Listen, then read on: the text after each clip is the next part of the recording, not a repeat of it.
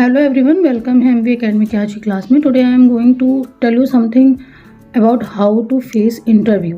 देखिए, we are Indian people, है ना। हम क्या करते हैं कि हम जैसे इंटरव्यू में किसी ने कोई क्वेश्चन पूछा या सपोज कहीं पे भी बाहर हम हैं, कोई इंग्लिश से हमसे स्पीक कर रहे हैं, तो हम पता है पहले क्या करते हैं, हम पहले उसका अंदर माइंड में ट्रांसलेशन करते हैं। जैसे उसने कोई क्वेश्चन पूछा, फिर आपको उसका रिप्लाई करना है तो पहले आप उसको ट्रांसलेट करोगे। जैसे मान लो उसने पूछा कि कहाँ से आ रहे हो, तो आप उसको पहले ट्रांसलेट करोगे, फिर रिप्रेजेंट करते हो। उस ट्रांसलेशन में आप क्या सोचते हो कि कहीं कोई ग्रामेटिकल फॉल्ट तो नहीं है, कोई ग्रामर फॉल्ट तो नहीं कर रहे हैं। और ये प्रॉब्लम मोस्टली यूपी बोर्ड के बच्चों के साथ बहुत होती है कि वो जब भी स्पीक करते हैं तो उनको ये लगता है कि ग्रामर की फॉल्ट नहीं होनी चाहिए। एक बात ये समझो कि पहली चीज़ तो स्पीक करने के लिए ग्रामर की कोई नीड नहीं है, वो आपके फ्रेजल से ही कंप्लीट हो जाता है। बस आपको कुछ वर्ड मीनिंग्स आनी चाहिए। क्या होता है, जब आपको वर्ड मीनिंग नहीं आएंगी ना, तभी आप रिप्रेजेंट नहीं करोगे। बाकी use of is am are has have तो सबको आता है कि कब लगाना है ना। और दूसरी चीज़ ये कि जब भी स्पीक करो, चाहे वो इंटरव्यू में बैठे हो या किसी के सामने हो, ये मत सोचा करो कि सामने वाला ग्रामर की बुक लेके बैठा है, वो आपकी स्पीक के बाद आपसे बोलेगा कि लो तुमने तो ये लगा दिया। जैसे इंटरव्यू में पहला क्वेश्चन होता है tell me about yourself, है ना। उन्होंने योर सेल्फ बोला, आपने स्टार्ट किया माई सेल्फ से। माई सेल्फ, ये पहली चीज़ तो ग्रामेटिकली हो और चाहे जैसे हो, माई सेल्फ एरर है, गलत है। माई सेल्फ से सेंटेंस नहीं स्टार्ट होता। बट क्या हुआ कि उसके बाद आपका सिलेक्शन हो गया। अब आपने कहा कि यार हमें तो बताया गया था माई सेल्फ से स्टार्ट नहीं होता, बट फ्लो में तो मैं माई सेल्फ बोल गया और मेरा सिलेक्शन हो गया। आपका जो प्रेजेंस ऑफ स्पीकिंग है, जो कॉन्फिडेंस है, इंटरव्यूअर वो देखना चाहता है। आपकी ग्रामर की फॉल्ट लेके नहीं बैठा है, वो आपको ग्रामर के टीचर के लिए थोड़ी ना सेलेक्ट कर रहा है।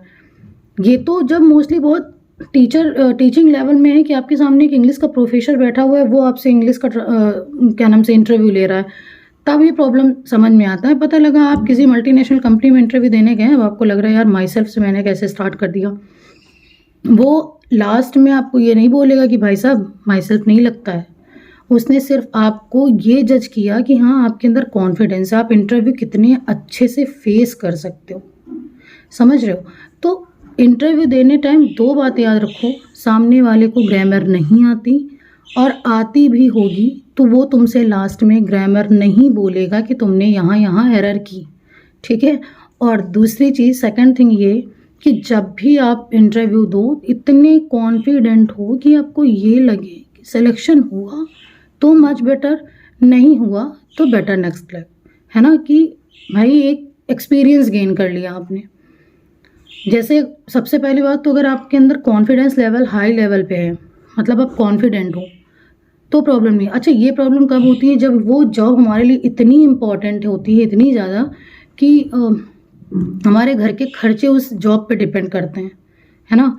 तो उस जॉब के लिए हम कॉन्शियस हो जाते हैं, फिर हम घबरा जाते हैं, फिर हमको लगता है यार अगर ये जॉब नहीं मिली तो क्या होगा। ये सब चीज़ें तो बात की हैं, ये आउटपुट है। फर्स्ट टाइम जो चीज़ है ना उसको फेस करो। जैसे सपोज करिए आप 8th का एग्ज़ाम दे रहे हैं, 8th में बैठे हैं, फिर आपको लगा कि यार पता नहीं मैं 10th में निकलूंगा कि नहीं, 10th में निकलूंगा, तो ये बहुत दूर की चीज़ हो गई, है ना। या फिर आप 8th का ही एग्ज़ाम दे रहे हो, अब सोच रहे हो पता नहीं रिजल्ट कैसा आएगा, क्या होगा, वो भी आपका आउटकम है। फिलहाल तो जिस सिचुएशन में चल रहे हो उसको फेस करो और बहुत कॉन्फिडेंटली फेस करो। और एक चीज़ और, इंटरव्यूअर के लिए एम्प्लॉय बहुत हैं और आपके लिए कंपनी बहुत है। अगर एक में नहीं हुआ तो समझो कि वो उस लेवल पे आप नहीं थे या कंपनी आपके लेवल पे नहीं थी, इसलिए आपका वहाँ सिलेक्शन नहीं हुआ, ठीक है। तो इतना अपने माइंड में जब आप रख लेंगे कि यहाँ नहीं हुआ तो ये एक्सपीरियंस कहीं ना कहीं काम आएगा, तो आप कॉन्फिडेंट हो जाओगे, ठीक। दूसरा, इंग्लिश स्पीक करने में हेजिटेशन और ये जो ट्रांसलेशन करने की प्रॉब्लम है ना, ये ख़त्म करो। अपने आप में हार्ड लेबर करो, वर्ड मीनिंग्स खूब लर्न करो, खूब पढ़ो उनको। टी टाइम रख लो कि जब भी आप टी पी रहे हो या कुछ भी आप स्नैक्स वगैरह ले रहे हो, तो आप उस टाइम पे बैठ के आपको वर्ड मीनिंग्स पढ़ते जाना है ना। स्पीकिंग के लिए आप पहली बात तो ये समझो कि मिरर को ले लो। मिरर के आपका डर आपसे ही है और वो आप ही से दूर होगा। अगर आप मिरर के सामने बैठ के अपना इंट्रो देते हो, मिरर के सामने बैठ के अपनी डिमेरिट से अपनी प्रॉब्लम शेयर करते हो, तो आप 100% है कि आपके अंदर का हेजिटेशन सारा ख़त्म हो जाएगा। आपको डर किसी से नहीं है, खुद से है कि अगर मुझे नहीं आया तो क्या हुआ। तो आपका डर किससे हुआ? अपने आप से हुआ।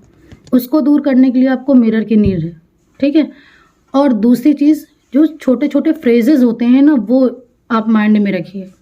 उसके लिए आप यूट्यूब पे कोई भी एक अच्छा सा वीडियो, मतलब एक अच्छा सा जो ट्यूटर हो, उसका आप अडॉप्ट कर लो और उसके डेली के आप वीडियोस देखते जाओ। सिर्फ सुन लो, है ना, लेकिन उसको अपने लाइफ में डेली रूटीन में अप्लाई करो। उसको डेली अप्लाई करो, कोशिश करो किसी न किसी के सामने आप बोल दो।